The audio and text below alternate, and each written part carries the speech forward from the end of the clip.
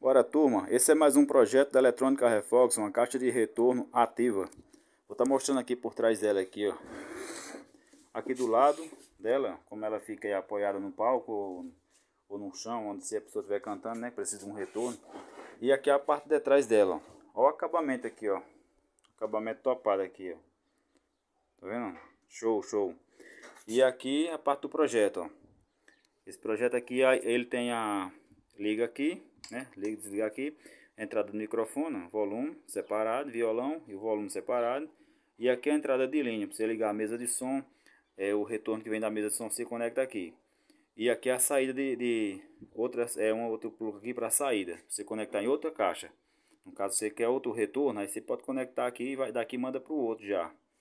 Ó, show de bola. Equalizadorzinho em 3 bandas, grave, médio e agudo, ó. Ó, topado.